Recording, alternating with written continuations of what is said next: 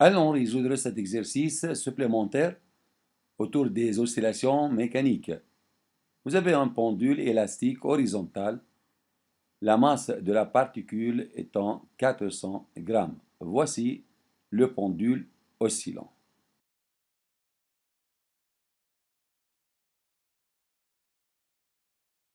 La première question, vérifiez que la constante de raideur du ressort, c'est-à-dire K, vérifiez que la valeur de cette constante est 25 newtons par mètre, en donnant la pulsation propre égale radicale K sur M.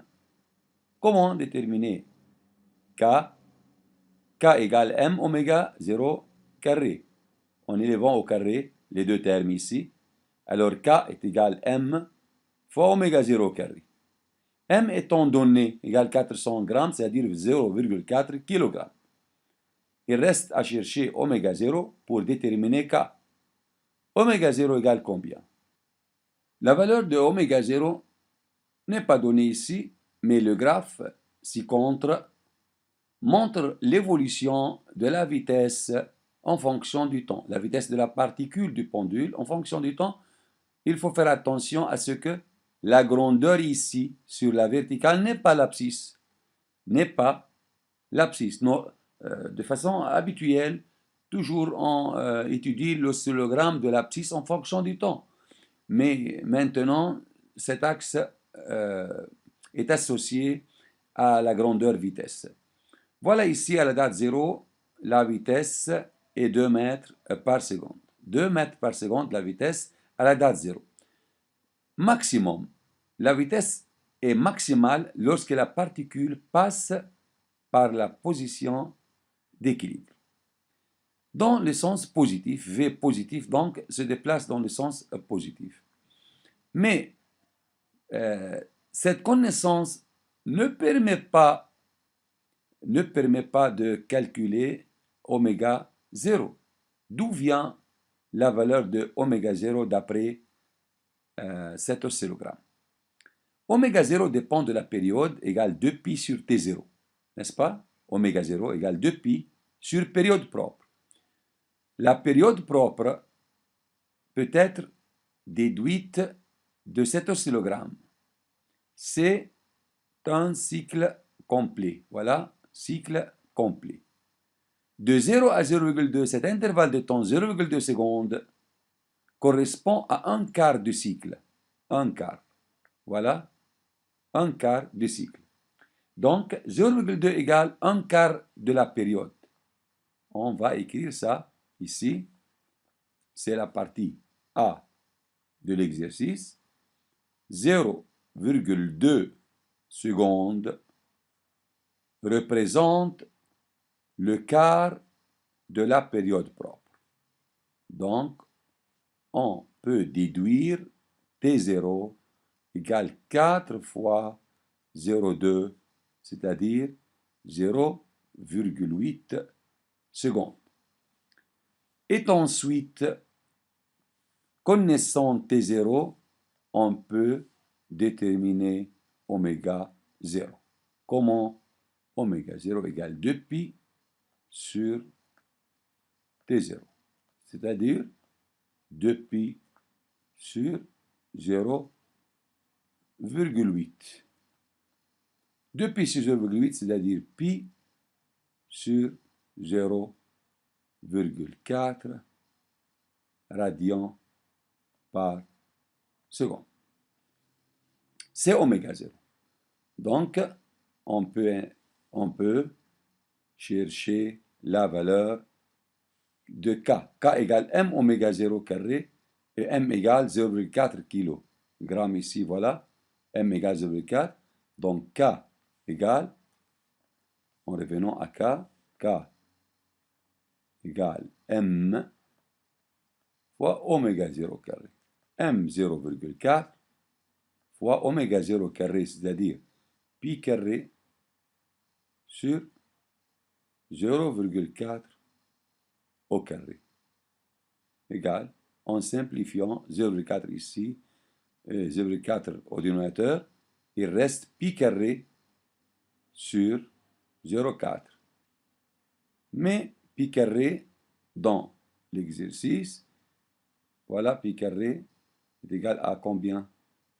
À 10. Prendre pi carré égale, ici, égale 10. Pi carré approximativement égal à 10, car 3,14 fois 3,14 égale 9,8 quelque chose, alors c'est-à-dire à peu près 10. Donc 10 sur, voilà ici, 10, comment écrire ça? 10 sur 0,4, ou bien 100 sur 4. Multiplions par 10 au numérateur et au numérateur. Alors, 100 sur 4 égale 25.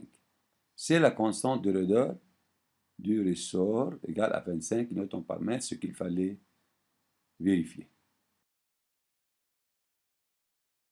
Deuxièmement, calculer l'énergie mécanique du système oscillant pendule-terre, sachant que le niveau de l'axe horizontal de ressort est pris comme niveau de référence des EPP. C'est-à-dire EPP dans cet exercice toujours égal à 0 parce que la particule est située sur ce niveau.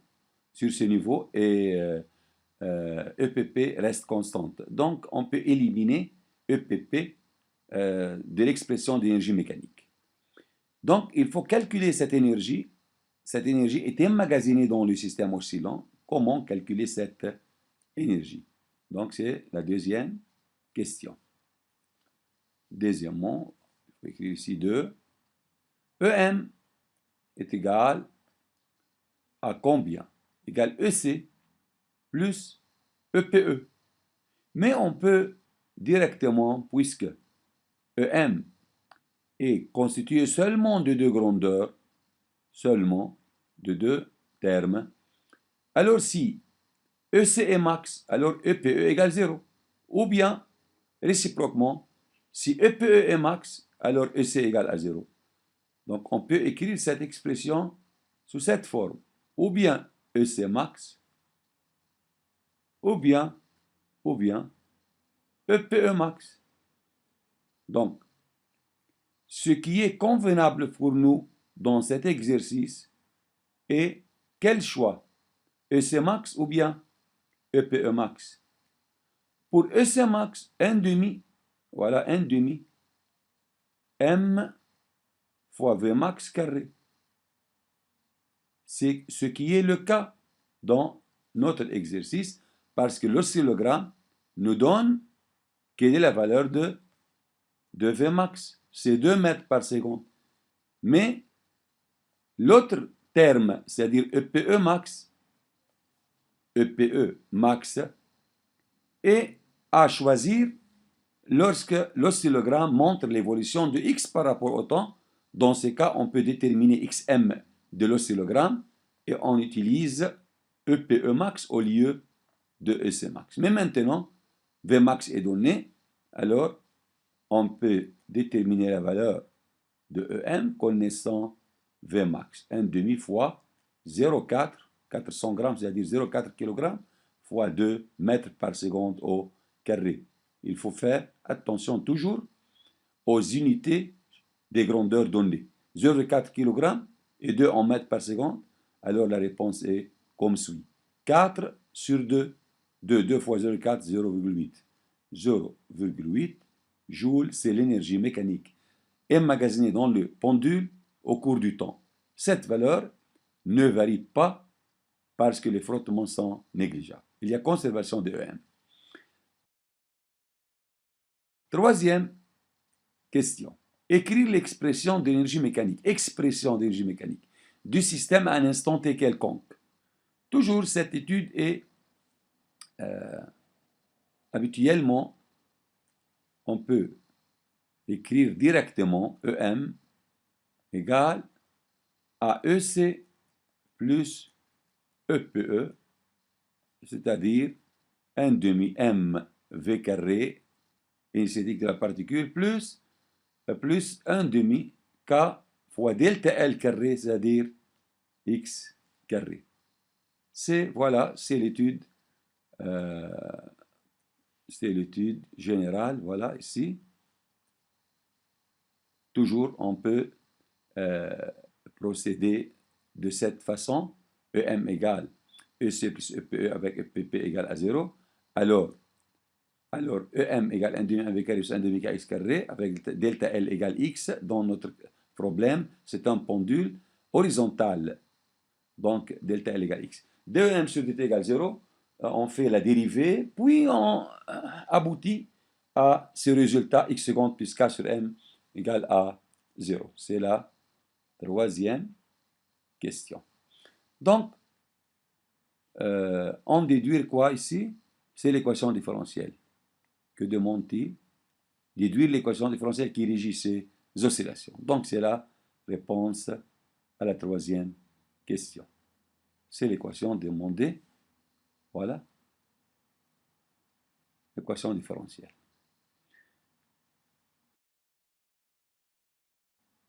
Sachant que la solution de cette équation a la forme x égale, voilà, a cos oméga 0t plus phi. Vérifiez qu'oméga 0 égale radical k sur m. Il faut vérifier ça. Oméga 0 égale radical k sur m. Comment? Comment peut-on vérifier ça? X, comme x est une solution de l'équation différentielle, donc x vérifie cette équation. Comment? Voilà comment faire. On écrit x, voilà, x égale à donner a cosinus oméga 0 t plus phi. Donc, voilà plus, voilà ici, plus phi. C'est-à-dire, x', il faut mettre cette équation dans l'équation différentielle. Donc, x' égale moins a oméga 0, on dérive ut, cosinus ut. Ici, cosinus ut, la dérivée de cosinus ut égale moins, car cosinus, moins u', sinus. Donc, moins a oméga 0, sinus de oméga 0t plus phi. C'est la dérivée première de x. On doit avoir x seconde. Alors, x seconde égale à moins a oméga 0 fois oméga 0 de nouveau, c'est u', donc oméga 0 carré cosinus oméga 0t plus phi.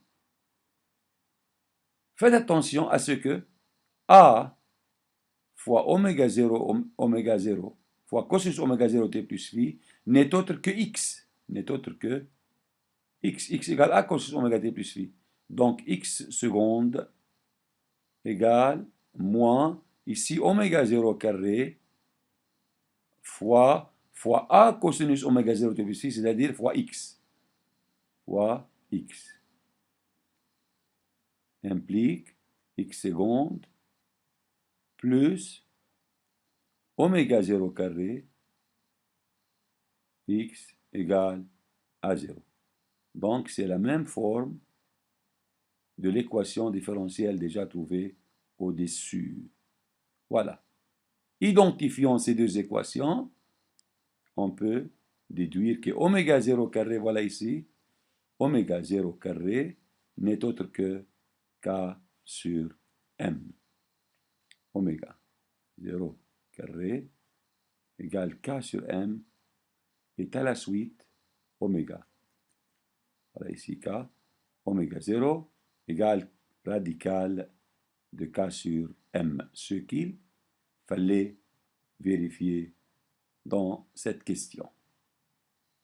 Voilà, c'est la question ici. Vérifier oméga 0 égale radical k sur m. Donc, on a répondu à cette question. Cinquièmement, calculer l'énergie cinétique en cas où x égale a sur 2. X égale, on a x égale a sur 2 et vous avez à chercher l'énergie cinétique. L'énergie cinétique dépend de la vitesse et pas de x. Comment faire pour déterminer l'énergie cinétique? Vous savez quoi? Vous savez que EM, c'est cinquièmement. EM égale à EC plus EPE, n'est-ce pas? C'est-à-dire EC égale EM moins EPE. Voilà maintenant. EM, c'est une constante égale à 0,8 joules, déjà calculée au début du problème. Donc EC égale à 0,8, qui est une constante, moins EPE, c'est-à-dire 1 demi, fois K, K25, fois X carré, fois X carré, pour X égale, combien ici, X est donné égal à combien? A sur 2, pour X égale A sur 2, EC égale combien? Seulement, si on peut connaître la valeur de X, on remplace X par sa valeur ici pour déterminer EC. Parce que EC dépend de X, EC dépend de X. Comment déterminer X égale A sur 2? A, où est A? Dans notre exercice, on n'a pas l'amplitude des oscillations. Voilà, c'est l'oscillogramme. L'oscillogramme, c'est de la vitesse et pas de X. 2, ici, n'est pas l'amplitude, mais la valeur maximale de la vitesse. Comment chercher A, c'est-à-dire XM? D'où vient XM? Vous savez que mais EM égale n demi K X max carré, c'est-à-dire A au carré, n'est-ce pas? EM égale ou bien EC max ou bien EPE max. C'est EPE max, voilà ici, 1 demi K X max carré, implique EM 2EM sur K égale A carré. Ensuite, A égale radical de 2 fois EM 0,8 sur K sur 25. Voilà, A égale radical de 1,6 sur 25 mètres par 25 égale, oui, le radical égale à 0,259 mètres, ou bien 25,9 centimètres. C'est l'amplitude. Donc, on revient à quoi? À X. X égale A sur 2. Vous savez que X est une variable, mais ici, pour X égale A sur 2, lorsque X égale A sur 2, c'est-à-dire entre quoi et quoi? C'est G1 extrême, G2 extrême, le mobile oscille entre ces deux extrêmes, c'est O, X égale A sur 2 ici. Voilà, lorsque le mobile M, la particule du pendule, passe par cette position, il demande de déterminer l'énergie cinétique. C'est donc la question. A sur 2, c'est-à-dire 25,9 sur 2. Cette valeur divisée par 2 égale 12,6. 12,6 centimètres ici. C'est-à-dire 0,126 mètres. N'est-ce pas? Par suite, on revient à quoi? À EC. EC, où est EC? EC égale 0,8 moins la moitié de 25 par x carré, c'est-à-dire 0,126 au carré.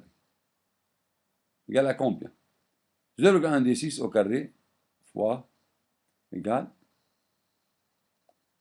fois 25 sur 2 égale moins 0,8 égale moins par moins égale 0,6. 0,6, à peu près 0,6 joules. Donc, c'est l'énergie cinétique au passage par cette position d'abscisse x égale a sur 2. Pour quelle valeur, sixièmement, voilà, c'est la question 6.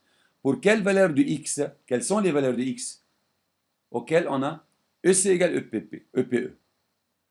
EC égale EPE. C'est la sixième question. EC égale EPE implique EC égale EM, EC égale EPE, donc EM égale EC plus EPE, c'est-à-dire ou bien 2EC, ou bien 2EC, ou bien 2EPE. Maintenant, si on choisit EM égale 2EPE, EM égale 2EPE, pourquoi on a choisi 2EPE et pas 2EC? Parce qu'il demande X. Et le paramètre X ou l'abscisse X apparaît dans l'expression de EPE. De EPE implique EM 0,8. Voilà ici.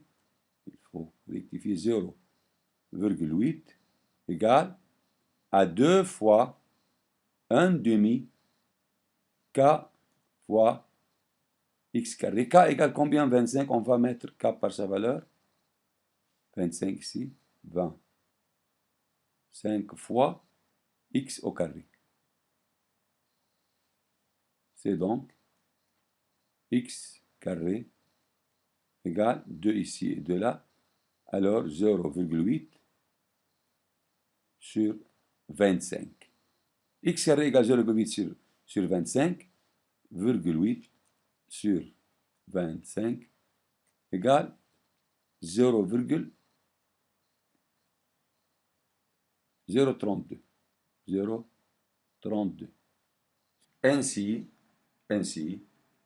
voilà, vous avez x égale plus ou moins radical de 0,032 ou bien plus ou moins 0,178 mètres en centimètres plus ou moins 17,8 centimètres. Donc, septième question. Tracer sans adopter une échelle les oscillogrammes de l'énergie cinétique en fonction de x, puis en fonction de t. Donc, il faut tracer l'oscillogramme de l'énergie cinétique en fonction de x. Septièmement,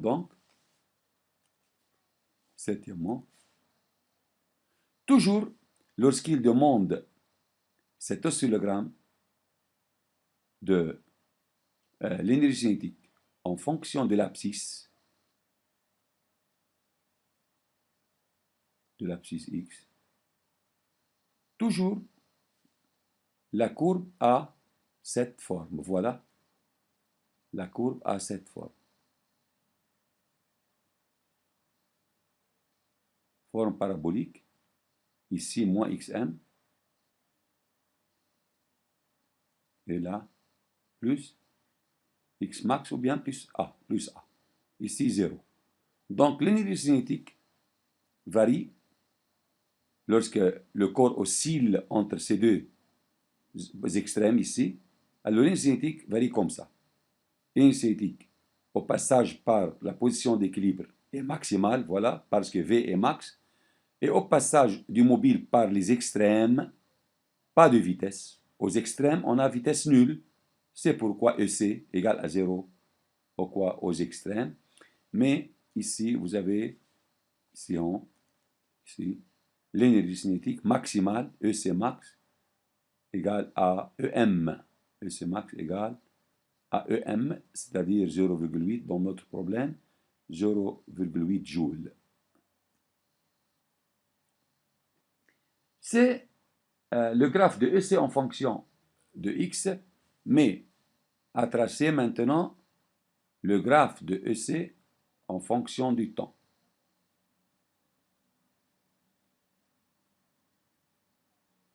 EC en fonction du temps, à savoir que EC est une expression positive toujours. EC, ça fait que EC égale à 1 demi K 1 demi M V carré. Donc, toujours, quelle que soit la vitesse, soit négative, soit positive, on a ici carré. Et M est positif, donc EC est positif. C'est pourquoi la courbe doit être au-dessus de l'axe du temps. Toujours, au-dessus de l'axe du temps. De plus, à la date 0, qu'est-ce qu'on a dans notre problème? Dans notre oscillogramme, à la date 0 ici, à la date 0, V, la vitesse, est maximale. Puisque la vitesse est maximale et EC est égal à 1 demi K V carré, donc EC est maximal. Donc dans cette courbe, on commence à tracer EC de cette valeur. EC maximal à la date 0, EC diminue de façon à ne pas dépasser l'axe de temps vers le bas. Non, c'est faux, car EC est positif. Et voilà, puis reprend la valeur maximale. Après, combien? Il faut faire attention ici. La durée d'un cycle complet ici est égale à T0 sur 2. T0 sur 2 ici. Et pas T0, non. EC est une fonction périodique du temps. À chaque demi-période propre, EC effectue un cycle complet pour revenir à sa valeur initiale. Voilà. C'est la deuxième alternance, voilà. Ici. Puis devient 0, puis revient à la valeur maximale. Aussi, ici, vous avez une autre demi-période. Donc, voilà ici T0. De même, on peut, ainsi de suite, compléter le graphe de EC en fonction du temps. Voilà ici 3T0 sur 2. Maintenant ici, voilà, ici 2T0 et ainsi de suite. C'est le graphe qui montre l'évolution de l'énergie cinétique en fonction du quoi du temps. Tandis que l'énergie mécanique doit rester constante au cours du temps. Donc le graphe de EM est une droite parallèle à l'axe du temps. Voilà ici, la valeur est 0,8. 0,8 joules. Enfin, nous avons à répondre à la question numéro 8. Déterminer la valeur de la constante phi, phase à l'origine de temps. Il faut déterminer donc la phase à l'origine de temps phi. Comment?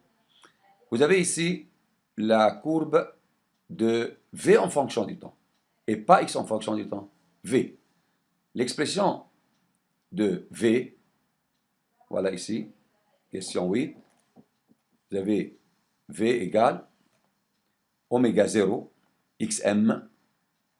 Nous avons déjà effectué la dérivée de x. V, c'est la dérivée de x, donc oméga 0 xm fois sinus, moins ici, moins, parce qu'on a x égale a, ou xm, ou bien xm, cosinus oméga 0t plus phi. Donc la dérivée de cosinus est négative, moins sinus. Ici, dérivée de oméga 0t plus phi, oméga 0, donc moins oméga 0, xm sinus oméga 0t plus phi. Pour t égale à 0, qu'est-ce qu'on a? Donc, à déterminer quoi? À déterminer phi. Qu'est-ce qu'on a à t égale à 0? Voilà ici. À t égale à 0, on a v égale 2. 2 mètres par seconde d'après le graphe. C'est donc Vmax. C'est donc Vmax.